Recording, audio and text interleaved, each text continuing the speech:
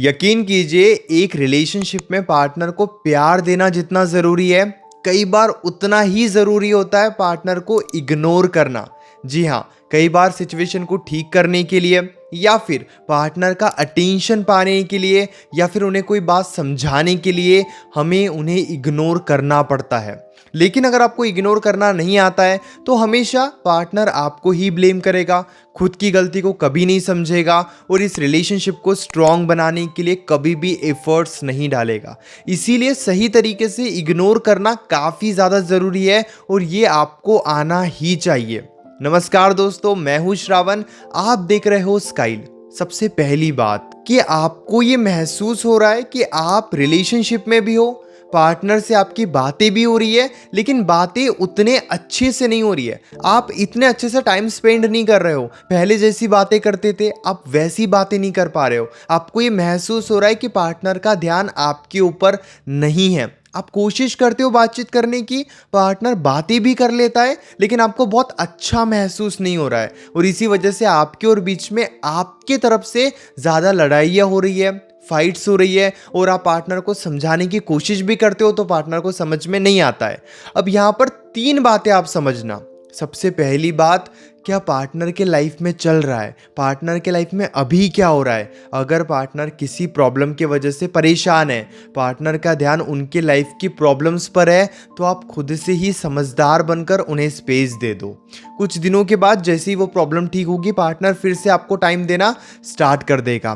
दूसरी बात यहाँ पे ये भी हो सकती है कि आपकी तरफ से कोई गलती कॉन्स्टेंटली हो रही है, आप कोई गलती को बार बार कर रहे हो, तो अपनी गलतियों को भी ठीक करना स्टार्ट करो और ये उम्मीद मत रखो कि अगर आपने आज अपनी गलती को ठीक कर लिया तो कल से ही आपको पार्टनर का अटेंशन मिलेगा। नहीं, गलतियों को ठीक होने में और पार्टनर का अटेंशन मिलने में टाइम लगेगा। इसीलिए अपनी गलतियों को ठीक करने पर ध्यान दो। अगर आपको लगता है कि आपकी ये गलती है कि आप हमेशा दुखी रहते हो, तो धीरे धीरे खुद को खुश दिखाना स्टार्ट करो। अगर आपको ये लगता है कि आप बार बार पार्टनर को कॉल्स करते रहते हो, तो इस गलती को ठीक करो, कॉल्स मैसेजेस कम करो। जब ये पार्टनर नोटिस करेगा, खुद ही अटेंशन देने लगेगा। लेकिन अगर आपको लगता है नहीं, आपके तरफ से ज़्यादा गलती नहीं हो रही है, बस पार्टनर ही अटेंशन नहीं दे रहा है, तो यहाँ पर आप एक सिंपल सी ट्रिक को फॉलो कर सकते हो। आपको करना क्या है, बस आपको पार्टनर से बातचीत करने की थोड़ी ज़्यादा कोशिश करनी है, यानी कि थोड़ा अटेंशन देना है और फिर स्पेस दे देना है। चलो एक एग्जांपल देता हूँ। आपकी मॉर्निंग में भी बात होती है, आफ्टरनून में भी बात होती है, इवनिंग में भी बात होती है और नाइट में भी बात होती है, लेकिन बातें उतनी अच्छे से नहीं होती है, बस फॉर्मेलिटीज़ होती है। यहाँ पे आप क्या करो, मॉर्निंग में बातचीत करने की कोशिश करो, थोड़ी ज़्यादा कोशिश करो, थोड़ा ज़्यादा अटेंशन दो और फिर दिन भर के लिए उन्हें स्पेस दे दो। जी हाँ, यानी कि आपने यहाँ पे उनको अटेंशन भी दिया और दिन भर के लिए स्पेस दे दिया। जब इस तरीके का स्वभाव आप पार्टनर के सामने बनाकर रखोगे, यकीन कीजिए आपको बहुत ज़्यादा फायदा होगा। इसीलिए आपको अटेंशन भी देना होगा और फिर इग्नोर भी करना होगा। हम क्या करते हैं, फाइट कर लेते हैं और फिर इग्नोर कर लेते हैं। अब फाइट करने के बाद आप इग्नोर कितना ही कर लो, कोई फर्क नहीं पड़ेगा, कोई फायदा नहीं होगा। चलिए और एक एग्जांपल देता हूं मैं आपको। मान लीजिए कि आपके और पार्टनर के बीच में मॉर्निंग में फाइट हो गई। अब आपको क्या लगता है, फाइट होने के बाद पार्टनर कोई कॉल नहीं करेगा, मैसेज नहीं करेगा और पार्टनर को कोई फर्क भी नहीं पड़ेगा। क्यों फर्क नहीं पड़ता है? क्योंकि हमारे तरफ से कुछ गलतियां होती है। जैसे मॉर्निंग में आपकी फाइट हुई 10 बजे, अब 10 बजे से लेकर 2 बजे तक या 12 बजे तक बस आपने उनको समझाने की कोशिश की, अलग अलग तरीके से कॉल्स कर रहे हो, मैसेजेस कर रहे हो और फिर आप थक हार कर बैठ गए कि अब मैं पार्टनर को स्पेस देता हूँ। यानी कि पहले आपने बहुत ज़्यादा कोशिश की और फिर आपने पार्टनर को स्पेस दे दिया। फाइट होने के बाद तुरंत अगर आप उन्हें स्पेस नहीं देते हो तो यकीन कीजिए वो बहुत ज़्यादा स्ट्रॉन्ग बन जाएंगे। फाइट करने के बाद आप 10 दिन भी उनसे दूर रहोगे, उन्हें कोई फ़र्क नहीं पड़ेगा। इसीलिए यहाँ पे आप थोड़ी साइकोलॉजी को समझो। जैसे मैं आपसे बात कर रहा हूँ और मेरी और आपकी फ़ाइट हो गई। फाइट होने के बाद 1 घंटे तक मैं आपको समझा रहा हूँ, लेकिन आप नहीं समझ रहे हो। फिर मैंने आपको 1-2 दिनों का स्पेस दे दिया, तो उस 1-2 दिनों के स्पेस से कुछ नहीं होगा, क्योंकि आप पहले ही स्ट्रांग बन चुके हो। यहाँ पे फाइट हुई, मैंने आपको समझाया, आप नहीं समझ रहे हो, तो 1 या 2 मिनट समझाने के बाद मैं तुरंत पीछे हट गया कि चलो अभी मैं आपको नहीं समझाऊंगा, मैं बाद में आपसे बातचीत करने की कोशिश करूंगा। यानी कि यहाँ पे आप बस एक सिंपल सी बात को समझना, बहुत ही आसान शब्दों में मैं आपको बताता हूँ। जब भी फाइट हो ज़्यादा मत समझाओ, पहले स्पेस दो और फिर समझाओ, फिर देखो कैसे आपको फ़ायदा होता है।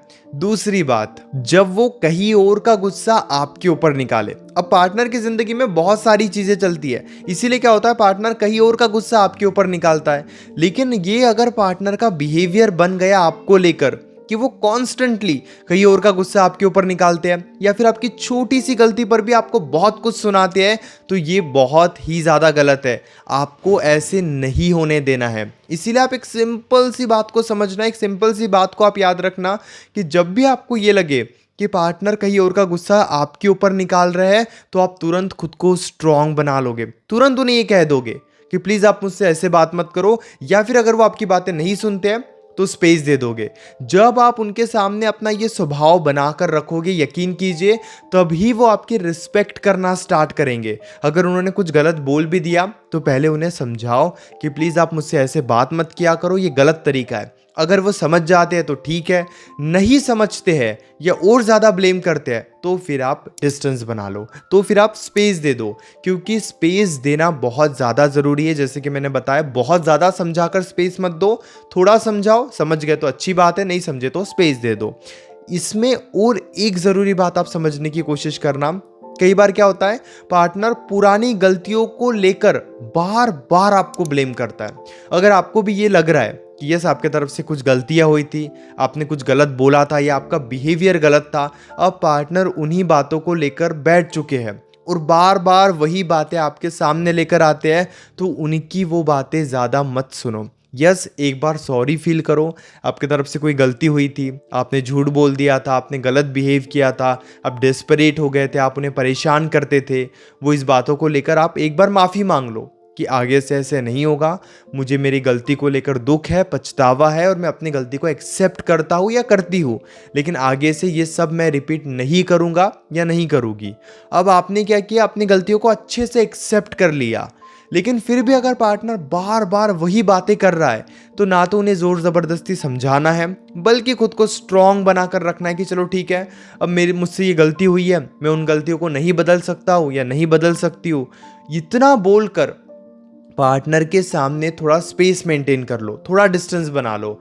जब आप ये करना स्टार्ट करोगे, वो खुद ही पुरानी बातें बार बार लेकर नहीं आएंगे। कई बार पार्टनर का स्वभाव बन जाता है फाइट करने का, कलेश करने का, निगेटिविटी का या बहुत ज़्यादा रिएक्ट करने का। इसीलिए अगर उन्हें थोड़ा भी मौका मिलता है तो वो रिएक्ट कर देते हैं। आपकी रिस्पॉन्सिबिलिटी क्या है कि आप उन्हें कुछ टाइम तक कोई रीज़न ही मत दो रिएक्ट करने का। एक टाइम के बाद उन्हें खुद ही समझ में आ जाएगा कि यहाँ पर मैं बहुत ज़्यादा रिएक्ट नहीं कर सकता।